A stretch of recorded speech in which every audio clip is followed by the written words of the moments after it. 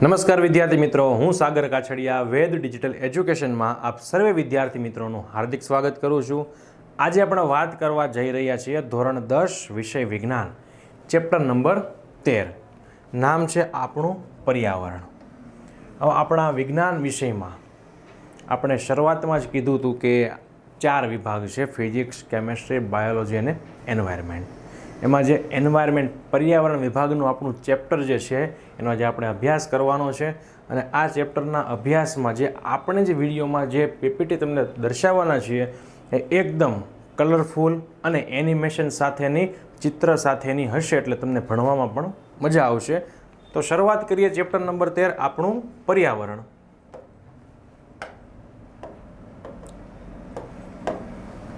સૌ પ્રથમ પહેલો પ્રશ્ન છે, ટૂંક નોંધ લખો, પર્યાવરણ એટલે શું? તો અહીંયા તમે જોઈ શકો છો આ કોની આકૃતિ છે? આ ચિત્ર છે પૃથ્વીનું. ઉપર માનવ જનજીવન છે એક સાઈડ અને એક સાઈડ ઉજ્જડ વેરાન છે. ચાલો, પર્યાવરણ. તો જો પૃથ્વીને હરીભરી રાખવી હોય અથવા તો ઉજ્જડ બનાવવી હોય, આ બેમાંથી શું કરવું એ નક્કી કોણ કરશે? પર્યાવરણ. જે રીતે પર્યાવરણ હશે એ પ્રમાણે ત્યાં થશે. તો સૌ પ્રથમ પર્યાવરણની વાત કરીએ તો કે સજીવોના જીવન અને તેમના વિકાસ.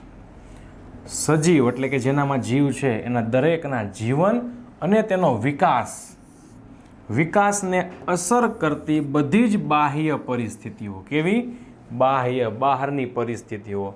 સજીવના જીવન અને તેના વૃદ્ધિ વિકાસને બધી રીતે અસર કરતી બાહ્ય, બહારની પરિસ્થિતિ, અનુકૂળતા અને પરિબળોના સરવાળાને શું કહેવાય? પર્યાવરણ. ટૂંકમાં એ કોની સાથે સંબંધિત છે? તો કે સજીવ સાથે. સજીવના જીવન અને તેના વિકાસને અસર કરતી બધી બાહ્ય પરિસ્થિતિને શું કહેવાય? પર્યાવરણ. હવે પર્યાવરણના 2 ઘટકો છે. પર્યાવરણના 2 ઘટકો છે, જૈવિક અને અજૈવિક.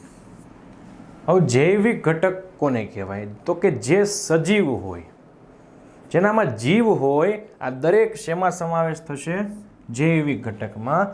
ત્યારબાદ અજૈવિક ઘટક કોને કહેવાય? તો કે જેનામાં જીવ નથી, જે નિર્જીવ છે, આને કહેવાય અજૈવિક ઘટક. તો કે પર્યાવરણના 2 ઘટકો, જૈવિક ઘટક અને અજૈવિક ઘટક, આંતર સંબંધિત, એકબીજા સાથે સંબંધ ધરાવે અને એકબીજા પર આધારિત છે.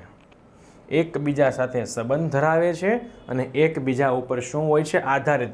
એટલે કે જૈવિક ઘટકો, જે સજીવ છે એને પણ અજૈવિક ઘટક ઉપર આધાર રાખવો પડે છે. એની સાથે આધારિત હોય છે, એની સાથે સંબંધિત હોય છે.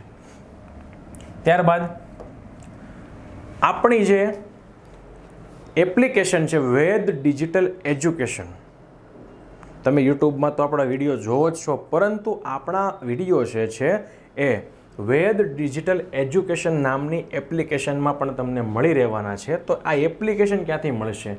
તો ગૂગલ પ્લે સ્ટોર પર જઈને તમારે આપણે જે આ લોગો દેખાય છે વેદ ડિજિટલ એજ્યુકેશન, આ એપ્લિકેશન ડાઉનલોડ કરવાની છે. એપ્લિકેશન ડાઉનલોડ કરો, ત્યારબાદ ઇન્સ્ટોલ કર્યા બાદ તમને આ પ્રમાણે 10 આંકડાનો મોબાઈલ નંબર એન્ટર કરવાનો ઓપ્શન આવશે.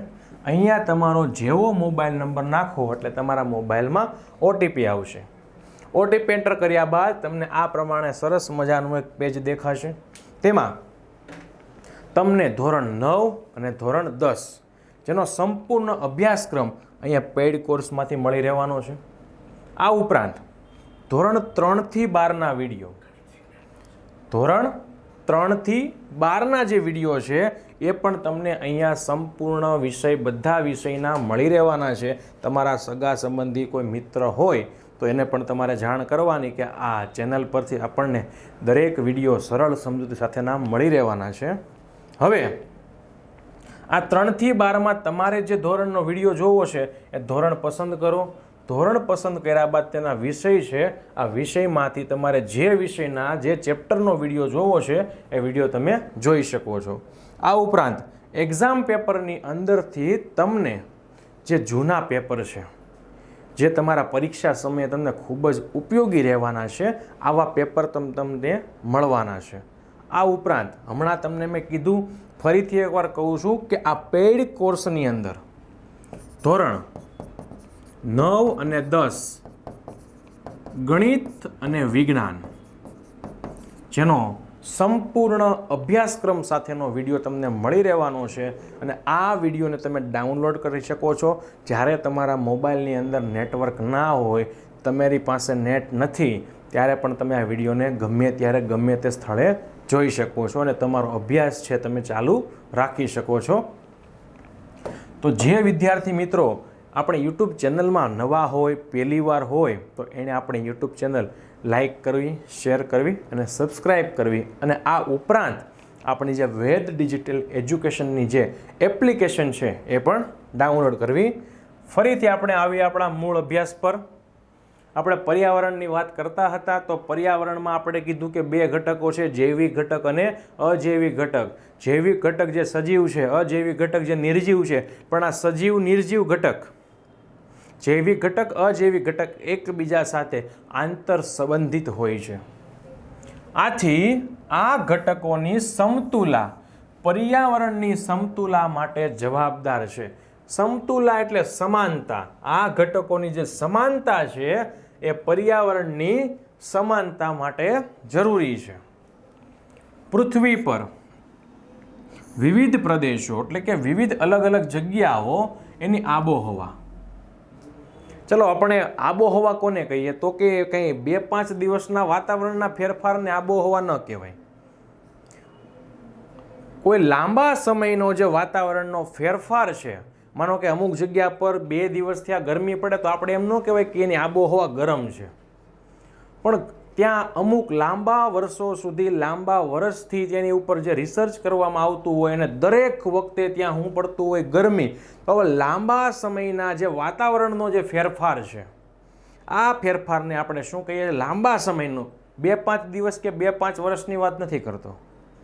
ઘણા લાંબા સમય સુધી આપણે જે રિસર્ચ કર્યું છે એના પરથી આપણે કહીએ કે આ જગ્યાની આબોહવા ગરમ છે. તો આને શું કહેવાય? આબોહવા. એ કાંઈ ટૂંકા સમયગાળા માટેથી ન હોય, એક શેના માટે હોય? લાંબા સમયના પ્રયોગ દ્વારા, રિસર્ચ દ્વારા નક્કી કરેલું હોય. ભૂમિ. તો પૃથ્વી પર વિવિધ પ્રદેશની આબોહવા. ભૂમિ એટલે કે જમીન, જમીનનો પ્રકાર.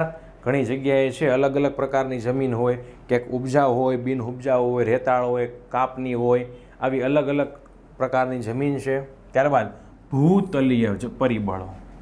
ભૂતલીય, ભૂ એટલે જમીન, ભૂતલીય પરિબળો બદલતા રહે છે. તો પૃથ્વી ઉપર બધી જગ્યાએ કંઈ એક સમાન આબોહવા નથી. તો ક્યાંક ઠંડી આબોહવા છે, ક્યાંક ગરમ આબોહવા છે, ક્યાંક જમીન સૂકી છે, તો ક્યાંક પાણીવાળી છે, કે કાપની છે. આવી અલગ અલગ પ્રકારની આબોહવા, અલગ અલગ પ્રકારની જમીન, અલગ અલગ પ્રકારના પરિબળો એ બદલતા રહે છે. તેથી જુદા જુદા પ્રદેશમાં અલગ અલગ જગ્યાએ પર્યાવરણ બદલાય છે. કોના કારણે? તો કે આબોહવા, જમીન પ્રકાર, ભૂતલીય પરિબળોને કારણે શું થાય છે? પર્યાવરણ બદલાય છે. પૃથ્વી પર વનસ્પતિઓ અને પ્રાણીઓ સહિત, વનસ્પતિઓ અને પ્રાણીઓ સહિત બધા જ સજીવો જે પર્યાવરણમાં જન્મે છે, એમાં રહે છે અને તેમના પર્યાવરણને અનુકૂલિત થાય છે. પર્યાવરણમાં જન્મે છે, એમાં રહે છે અને પર્યાવરણ જે પ્રકાર એનું હોય એમાં અનુકૂલિત થાય છે. અમુક લોકો છે એ ગરમ વિસ્તારમાં જન્મ થયો હોય, ત્યાં રહેતા હોય કાયમના માટે, તો એનું શરીર છે એ ગરમીથી ટેવાયેલું હોય. હવે આપણે છે એ વિસ્તારમાં, ગરમ વિસ્તારમાં નથી રહેતા, તો આપણું શરીર એ ગરમીથી ટેવાયેલું નથી.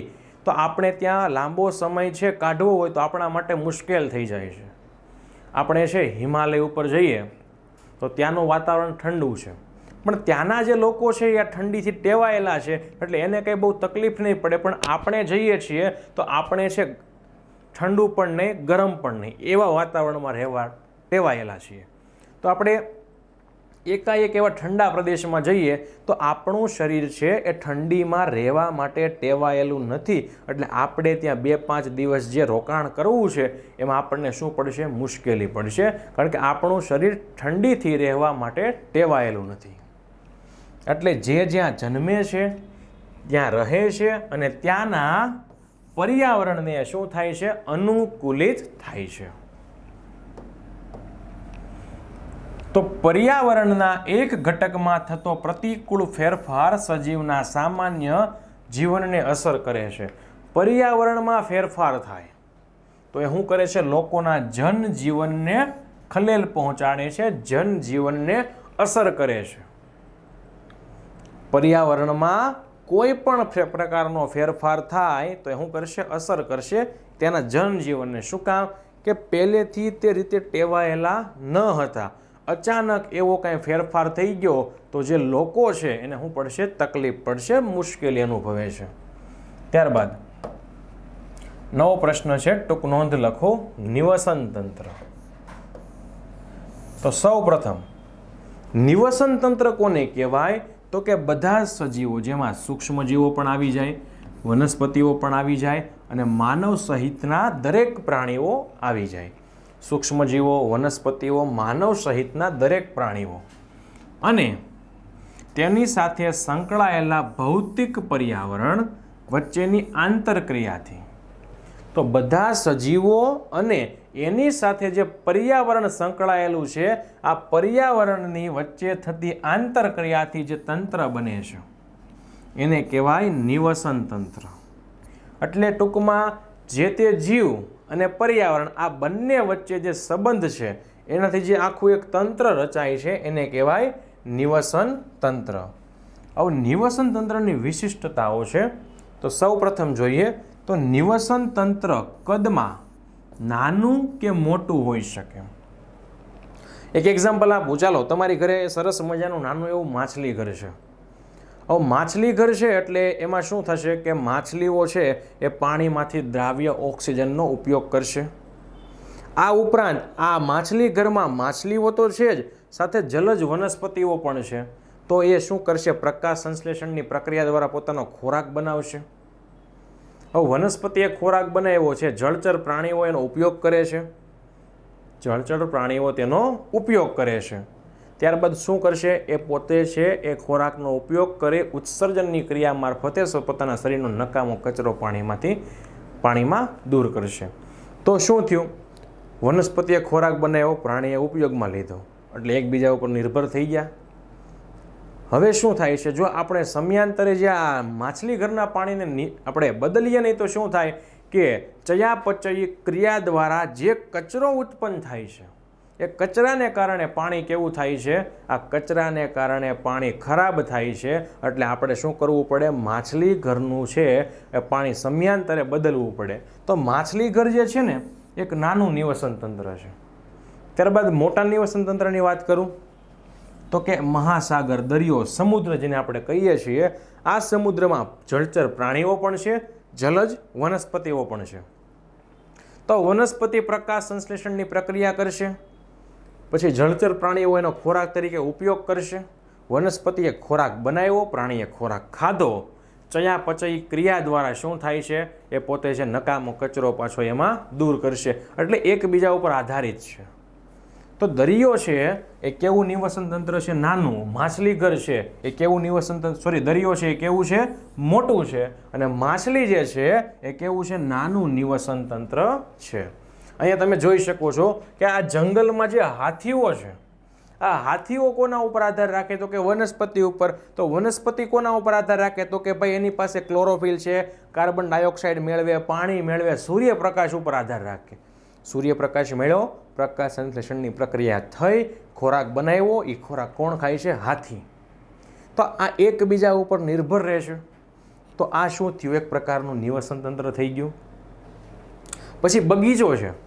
બગીચામાં પણ આ જ રીતે હોય. વનસ્પતિઓ હોય, સૂક્ષ્મજીવો હોય, નાના કદના પ્રાણીઓ હોય. તો આ વનસ્પતિઓ છે ખોરાક બનાવશે, નાના કદના પ્રાણીઓ ખાશે. તો આ એકબીજા ઉપર આધારિત છે. તો આ બગીચો છે એને પણ નિવસન તંત્ર કહી શકાય, જંગલ છે એને પણ નિવસન તંત્ર કહી શકાય. ટૂંકમાં નિવસન તંત્ર એટલે શું કે સજીવો અને પર્યાવરણ એટલે કે આપણા જે પર્યાવરણ છે બંને વચ્ચે સંબંધ હોય. આ બંને વચ્ચે સંબંધ હોય એને શું કહેવાય? નિવસન તંત્ર. તો નાનું નિવસન તંત્ર એમાં હું લઈશ માછલી ઘર, મોટું નિવસન તંત્ર એમાં શું લઈશ? દરિયો, સમુદ્ર, મહાસાગર. ત્યારબાદ નિવસન તંત્રમાં સજીવો, વનસ્પતિઓ, પ્રાણીઓ અને સૂક્ષ્મજીવો. સજીવોમાં કોણ કોણ આવી ગયું? વનસ્પતિ આવી ગઈ, પ્રાણી આવી ગયા અને સૂક્ષ્મજીવો પણ આવી ગયા. તેના ભૌતિક પર્યાવરણ સાથે ચોક્કસ આંતરક્રિયા કરે છે. તે શું કરે છે?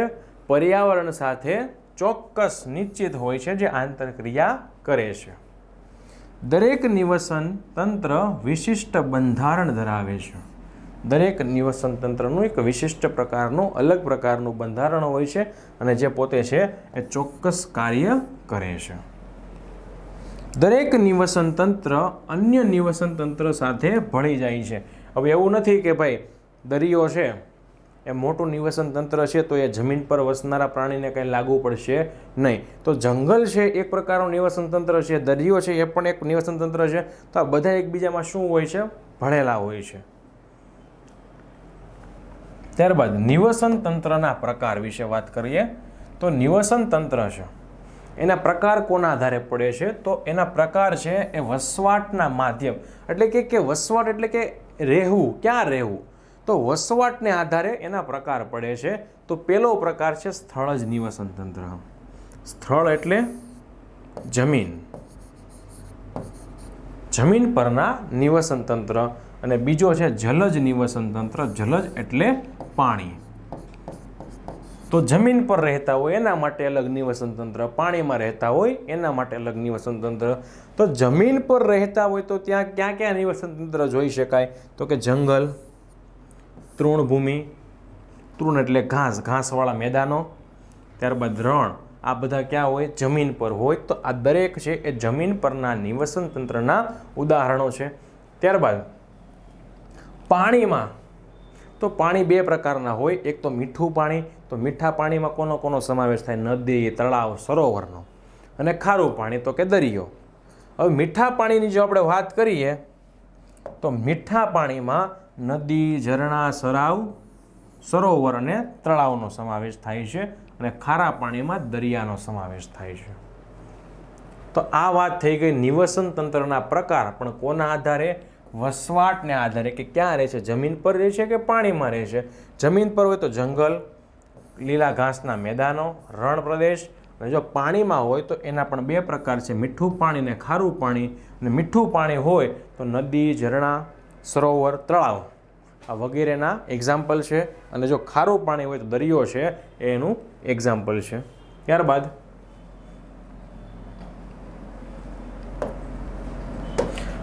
આગળનો પ્રશ્ન છે બગીચાને નિવસન તંત્ર શા માટે ગણવામાં આવે? હમણાં મેં તમને કીધું ને કે બગીચો પણ એક પ્રકારનું નિવસન તંત્ર કહેવાય. તો શું કામ? તો એક વિસ્તારના બધા દરેક સજીવો, એક ચોક્કસ જગ્યાના દરેક સજીવો પર્યાવરણના અજૈવિક ઘટક, અજૈવિક ઘટક એટલે કે નિર્જીવ છે, અજૈવિક ઘટકોની પરસ્પર અનન્ય નહીં આંતરક્રિયાઓથી નિવસન તંત્રની રચના થાય છે. સજીવો અને પર્યાવરણના અજૈવિક ઘટકમાં કોણ કોણ આવશે? હવા, પાણી, તાપમાન. આ બધા કેવા છે? જે અજૈવિક ઘટકો છે. આ બંને વચ્ચે આંતરક્રિયા થાય છે ને એક નિવસન તંત્ર બને છે. ચલો, બગીચામાં વિવિધ વનસ્પતિઓ હોય છે જેમ કે ઘાસ, વૃક્ષ, ગુલાબ, મોગરો, સૂર્યમુખી વગેરે જેવી સપુષ્પી છોડ, જેવા સપુષ્પી છોડ તેમજ વિવિધ પ્રકારના પ્રાણીઓ જેમ કે દેડકા, ખિસકોલી, કાંચીડો, કીટકો, પક્ષીઓ વગેરે પ્રાણીઓ. ટૂંકમાં જે બગીચો છે એમાં વનસ્પતિઓ પણ છે સપુષ્પી અને પ્રાણીઓ પણ છે. હવે બધા સજીવો એકબીજા સાથે સંકળાયેલા હોય છે. તેમની વૃદ્ધિ, પ્રજનન એટલે કે પ્રજનન કોને કહેવાય? તો કે પોતાના જેવો નવો સજીવ ઉત્પન્ન કરી શકે.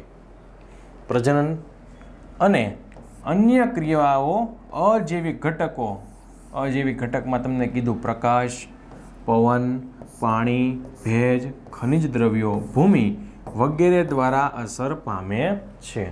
કે જે આ વનસ્પતિ છે, આ પ્રાણી છે, આ બંનેની વૃદ્ધિ કેવી રીતે થાય, કેવી રીતે પ્રજનન થાય, એ કોના ઉપર આધારિત છે? તો એ છે અજૈવિક ઘટકો ઉપર આધારિત છે. આથી બગીચાને નિવસન તંત્ર ગણવામાં આવે. કીધું ને કે જે તે પ્રાણી છે, જે તે સજીવ છે, એ કોની સાથે આંતર સંબંધિત છે? તો કે ભાઈ પર્યાવરણના અજૈવિક ઘટક સાથે. કોની સાથે? પર્યાવરણના અજૈવિક ઘટક સાથે સંબંધિત છે. કીધું ને અહીંયા કે વૃદ્ધિ, પ્રજનન, વિકાસ આ દરેક બાબત છે કોના ઉપર આધારિત છે? તો અજૈવિક ઘટકો દ્વારા અસર પામે છે એના ઉપર આધારિત છે. ત્યારબાદ એક પ્રવૃત્તિ છે કે માછલી ઘર બનાવવું. શું બનાવવું? માછલી ઘર. તો એના માટે આપણે શું જોશે સાધનોમાં? તો સાધનોમાં જોશે આપણે કાચની મોટી બરણી, કાંકરા અને ઓક્સિજન પંપ. ચલો પદાર્થમાં શું જોશે? તો કે નાની નાની માછલીઓ, જલજ વનસ્પતિઓ એટલે કે જે પાણીમાં ઉગતી હોય એવી વનસ્પતિઓ, માછલીનો ખોરાક અને પાણી. ચલો શું કરવાનું છે હવે? તો સૌ પ્રથમ કે કાચની એક બરણી લેવાની છે અને એની અંદર શું નાખવાનું? થોડા કાંકરા નાખવાના છે. જારમાં પાણી ભરો એટલે કે કાચની બરણી લેવાની છે, કાંકરા નાખાય, એની અંદર શું ભર્યું? પાણી. હવે આ બરણીમાં ઝાડમાં લીલને ઉમેરો અને કેટલાક જલીય છોડને ઉમેરો.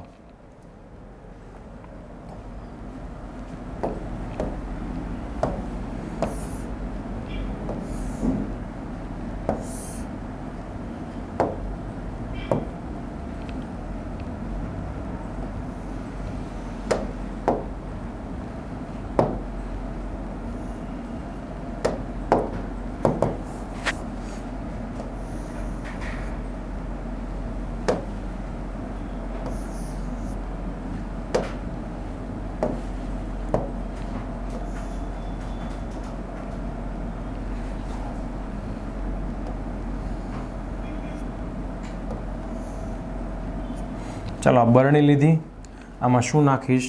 કાંકરાઓ.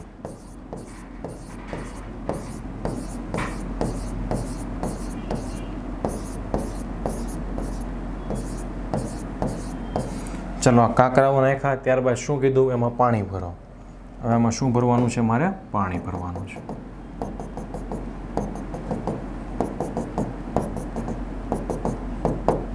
પાણી ભરી દીધું. હવે શું નાખવાનું છે? લીલ અને કેટલાક જલીય છોડ.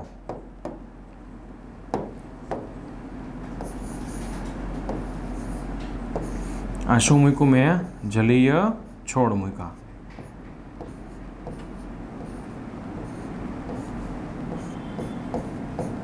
હવે શું કીધું છે કે તેમાં થોડી નાની નાની માછલીઓ ઉમેરો. હવે આની અંદર શું ઉમેરીશું? નાની નાની માછલીઓ. આમે શું ઉમેર્યું? એની અંદર માછલીઓ. ત્યારબાદ ઝાર સાથે ઓક્સિજન પંપ એવી રીતે ગોઠવો કે જેથી ઝારમાં ઓક્સિજન ઉમેરી શકાય. હવે આપણે આ ઝારની અંદર શું દાખલ કરવાનું છે? તો કે એની અંદર દાખલ કરવાનું છે ઓક્સિજન. એટલે જ્યાં શું મૂકવાનું છે? Oxygen pump. આ ઓક્સિજન પંપ મારફતે શું થશે? ઝારની અંદર ઓક્સિજન દાખલ થશે. હવે બજારમાં મળતો માછલીનો ખોરાક નિયમિત રીતે ઝારમાં ઉમેરતા જાઓ. હવે રોજ આપણે શું કરવાનું છે? આ માછલીને ખોરાક આપવાનો છે. નિયમિતપણે એને ખોરાક આપીશું. હવે માછલી સિવાયના અન્ય નાના જલીય પ્રાણીઓને ઝારમાં ઉમેરો. હવે માછલી સિવાયના બીજા બધા પ્રાણીઓને શું કરીશું? ઝારની અંદર ઉમેરીશ, જે પાણીમાં રહેતા હોય એવા. આ બીજા બધા પ્રાણીઓ છે. પહેલાં શું કર્યું? માછલી નાખી, ખોરાક આપ્યો. હવે બીજા પ્રાણીઓને મૂક્યા. હવે શું થાય? જો પ્રશ્ન આધારિત આપણને ખબર પડશે કે માછલી ઘરમાં કેટલીક જલીય વનસ્પતિઓ અને કેટલાક જલીય પ્રાણીઓ. જલીય વનસ્પતિ એટલે કેવી વનસ્પતિ? કે જે પાણીમાં ઉગતી હોય, અને જલીય પ્રાણીઓ એટલે કેવા પ્રાણીઓ કે જે પાણીમાં રહેતા હોય. તો કે માછલી ઘરમાં જલીય વનસ્પતિ અને જલીય પ્રાણીઓ ઉમેરવાથી તે કેવી રીતે સ્વયં સંચાલિત એટલે કે પોતાની જાતે સંચાલન કરતું હોય, પોતાની જાતે એમાં બદલાવ આવતો હોય એવું નિવસન તંત્ર બની જાય છે. તો જલીય વનસ્પતિ જે આપણે વનસ્પતિ મૂકી હતી એ શું કરશે? પ્રકાશ સંશ્લેષણની પ્રક્રિયા કરે છે. પ્રકાશ સંશ્લેષણની પ્રક્રિયા દ્વારા શું કરશે? એ પોતાનો ખોરાક બનાવશે. અને તેઓને શું કહેવાય? ખોરાક બનાવે છે એટલે ઉત્પાદકો. શું કામ? પોતાનો ખોરાક બનાવે છે અને પોષણ માટે પ્રાણીઓ એના ઉપર આધારિત છે. જે આપણે વનસ્પતિઓ મૂકી હતી જે તમને ગ્રીન રંગમાં દેખાય છે એ શું કરશે? પ્રકાશ સંશ્લેષણની પ્રક્રિયા કરશે અને પોતાનો ખોરાક બનાવશે. અને પ્રાણીઓ શું કરશે? આ ખોરાક ઉપર આધારિત રહેશે. હવે પ્રકાશ સંશ્લેષણ દરમિયાન ઓક્સિજન મુક્ત થાય છે. આપણને ખબર છે કે વનસ્પતિ પ્રકાશ સંશ્લેષણની પ્રક્રિયા કરે છે એટલે જે ખોરાક બનાવે છે ઓક્સિજન મુક્ત કરે છે. હવે આ પ્રકાશ સંશ્લેષણની પ્રક્રિયા દ્વારા ઓક્સિજન મુક્ત થયો અને આ ઓક્સિજન પ્રાણીઓ પોતાના શ્વસનમાં લેશે. શેમાં લેશે?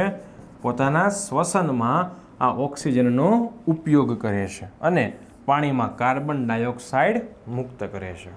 એટલે શું થયું? પ્રકાશ સંશ્લેષણની પ્રક્રિયાથી એટલે ખોરાક બન્યો. એ ખોરાક કોને મળી ગયો? તો કે જે પ્રાણીઓ જલજ હતા એને. ઓક્સિજન કોને મળી ગયો? તો કે આ પાણીમાં જે માછલીઓ છે આ માછલીને છે શ્વસનની ક્રિયા માટે શું મળી ગયું? ઓક્સિજન મળી ગયું. ત્યારબાદ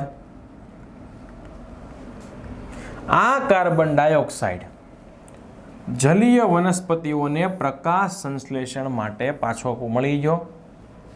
ચાલો, શું થયું? આખી ઘટના શું થઈ? તમે છે એ માછલી ઘરમાં જે જલજ વનસ્પતિઓ મૂકી અને પ્રકાશ સંશ્લેષણની પ્રક્રિયા કરી એટલે ખોરાક બન્યો. ખોરાકની સાથે કોનું નિર્માણ થયું? કે ઓક્સિજનનું. ખોરાકની સાથે કોનું નિર્માણ થયું? તો કે ઓક્સિજનનું. હવે જે આ ઓક્સિજન જે નિર્માણ પામે છે આ ઓક્સિજનનો ઉપયોગ કોણ કરે છે? તો કે પ્રાણીઓ. અને પાછો પોતે શું મુક્ત કરે? Carbon dioxide. પાણીમાંથી ઓક્સિજન લીધો, કાર્બન ડાયોક્સાઇડ મળી ગયો. આ પાછો કાર્બન ડાયોક્સાઇડ કોણ લઈ લે? તો કે જે આ વનસ્પતિઓ છે એ પોતાનો નવો ખોરાક બનાવવા માટે વનસ્પતિ પ્રકાશ સંશ્લેષણ માટે એને લઈ લે છે. આથી આ માછલીઘર એ સ્વયં સંચાલિત નિવસન તંત્ર બને છે. ત્યારબાદ માછલીઘર બનાવ્યા પછી તેને કેટલા સમય સુધી જેવું છે તેવું જ મૂકી શકાય? એટલે કે કેટલા સમય સુધી તમે જેવું મૂક્યું હતું સ્વચ્છ એવું જ સ્વચ્છ હોઈ શકે? તો માછલીઘર બનાવ્યા પછી તેને 2 થી 3 દિવસ જેવું છે તેવું જ મૂકી શકાય. કેટલા દિવસ? માત્ર 2 થી 3 દિવસ. તો ચયાપચયિક ઉત્સર્ગ દ્રવ્યો. ચયાપચયિક પાચનની ક્રિયા દ્વારા ઉત્સર્ગ એટલે કે જે નકામા દ્રવ્યો પાણીમાં મુક્ત થાય છે એ પાણીને પ્રદૂષિત કરે છે, પાણીને ખરાબ કરે છે, પાણીને બગાડે છે. તેથી તેમાં નિયમિત સમયે પાણી બદલવું જોઈએ. શું કામ? 2 થી 3 દિવસ જ એવું રાખી શકાય કારણ કે જે પ્રાણીઓ છે એ ચયાપચયિક ક્રિયા દ્વારા ઉત્સર્ગ દ્રવ્યોને પાછા પાણીમાં મુક્ત કરે છે એટલે પાણી ખરાબ થઈ જાય છે. આથી એને સમયાંતરે આપણે બદલાવવું પડે છે. ત્યારબાદ સવાલ નંબર 3 છે કે માછલી ઘરને નિયમિત સમયાંતરે સાફ શા માટે કરવું જરૂરી છે? કેમ સાફ કરવું પડે? હમણાં જ કીધું કે જે જલીય સજીવો છે, જલીય પ્રાણીઓ છે એના દ્વારા ઉત્પન્ન થતા ચયાપચયિક પાચન ક્રિયા દ્વારા ઉત્પન્ન થતા ઉત્સર્ગ દ્રવ્યો, નકામા દ્રવ્યો. ઉત્સર્ગ એટલે નકામા દ્રવ્યો એ માછલી ઘરના પાણીને પ્રદૂષિત કરે છે, ખરાબ કરે છે, બગાડે છે.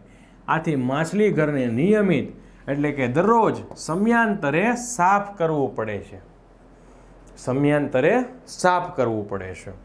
ત્યારબાદ ચોથો પ્રશ્ન, શું આવી રીતે આપણે તળાવો અને સરોવરોને પણ સ્વચ્છ કરવા જોઈએ? શા માટે? જો હા હોય તો શા માટે ના હોય? તો શા માટે ના? તો હા, કારણ કે કેટલાક ઉત્સર્ગ દ્રવ્યો, એટલે ઉત્સર્ગ એટલે શું થાય? તો કે નકામા પદાર્થો છે એ તળાવો અને સરોવરોમાં લીલની વૃદ્ધિ કરાવે. લીલની વૃદ્ધિ કરાવે તો લીલની સંખ્યામાં વધારો થાય, લીલને ઉત્તેજે છે, લીલની સંખ્યા વધારે છે. કોણ? આ નકામા દ્રવ્યો. આથી તળાવ અને સરોવરોની સપાટી લીલની વૃદ્ધિ વડે આવરિત થવું એટલે ઢકાઈ જાય છે. ઘણીવાર આપણે જોયું હોય કે પાણી ઉપર આખું એક લીલનું છે આવરણ થઈ ગયું હોય. કોના કારણે? તો કે એમાં જે પ્રાણીઓ છે એના ચયાપચયિક ઉત્સર્ગ દ્રવ્યો છે એના કારણે લીલ છે એ ઉત્તેજના અનુભવે છે. ઉત્તેજના અનુભવે એટલે લીલની વૃદ્ધિ થાય છે. આથી આખું સ્તર કેવું થઈ ગયું છે? લીલથી આવરિત થઈ જાય છે. તેથી કેટલાક ઝેરી પદાર્થો મુક્ત થાય છે અને પાણીમાં દ્રાવ્ય એટલે કે પાણીમાં જે ઓગળેલો ઓક્સિજનનું પ્રમાણ ઘટાડે છે. આનાથી શું થાય? એમાંથી ઝેરી દ્રવ્યો મુક્ત થાય છે, એ પાણીમાં ઓગળેલા ઓક્સિજનનું પ્રમાણ ઘટાડે છે, જેના પરિણામે જલીય પ્રાણીઓને પૂરતા પ્રમાણમાં ન મળે ઓક્સિજન એટલે શું થાય? એનું મૃત્યુ થાય છે. આથી તળાવ અને સરોવરના નિવસન તંત્રો નાશ પામે છે. નાશ પામવું એટલે કે દૂર થવા લાગે છે. અને આવી ઘટના ન બને એટલા માટે આપણે તળાવ અને સરોવરના જે નિવસન તંત્રો છે એને નિયમિતપણે સાફ કરવા જોઈએ. ત્યારબાદ આગળની પ્રવૃત્તિ જે છે કે માછલીઘર વિશે વધારે જણાવવું. આપણે શું કરવાનું છે? માછલીઘર વિશે વધારે માહિતી મેળવવાની છે. તો એના માટે સાધનો આપણે તો શું જોઈશે? પહેલાં તો જોવે છે માછલીઘર. ત્યારબાદ ચલો પ્રશ્નો છે. શું વધારે માહિતી મેળવીશું? તો કે પહેલો પ્રશ્ન છે કે માછલીઘર બનાવતી વખતે શું એ બાબતનું ધ્યાન રાખવું જરૂરી છે કે બીજા પ્રાણીને ખાઈ જતા જળચર પ્રાણીઓ તેમાં સાથે ન રાખવામાં આવે? માછલીઘરનું નિર્માણ કરતા હોય, માછલીઘર બનાવતા હોય ત્યારે એ બાબતનું ધ્યાન રાખવું જોઈએ કે બીજા જે જળચર પ્રાણીઓ છે બીજાને ખાઈ જાય છે એને એકબીજાને મિશ્ર ન કરવા જોઈએ? અને અન્યથા જો મિશ્ર કરો તો શું થાય? જુઓ, હા, આ બાબતનું ધ્યાન રાખવું જોઈએ કે માછલીઘર બનાવતી વખતે ભક્ષક જળચર પ્રાણીઓ તેમાં સાથે રાખવામાં ન આવે. ભક્ષક એટલે શું? કે જે બીજા પ્રાણીનો ખોરાક તરીકે ઉપયોગ કરતા હોય, આવા ભક્ષક જળચર પ્રાણીને તેમાં સાથે રાખવામાં ન આવે. અન્યથા નહીતર શું થાય કે આ જે પ્રાણીઓ છે, આ જે ભક્ષક પ્રાણીઓ છે એ બીજા પ્રાણીને શું કરશે? ભક્ષણ કરે છે.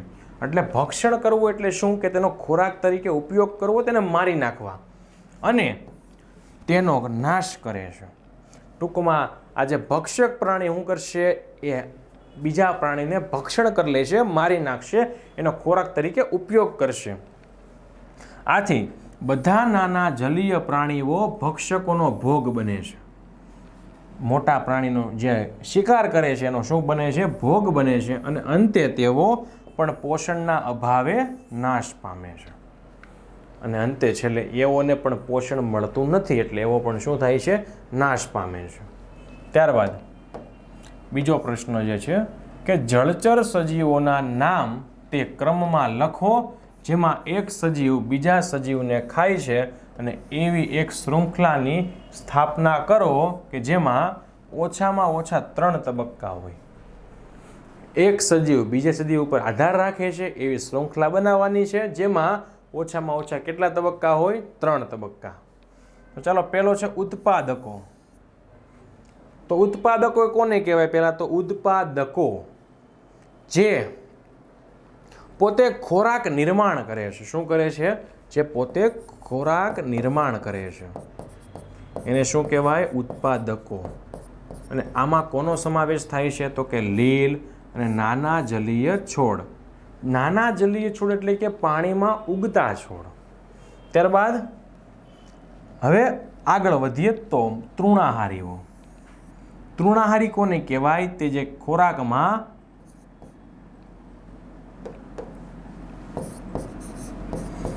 લીલી વનસ્પતિઓ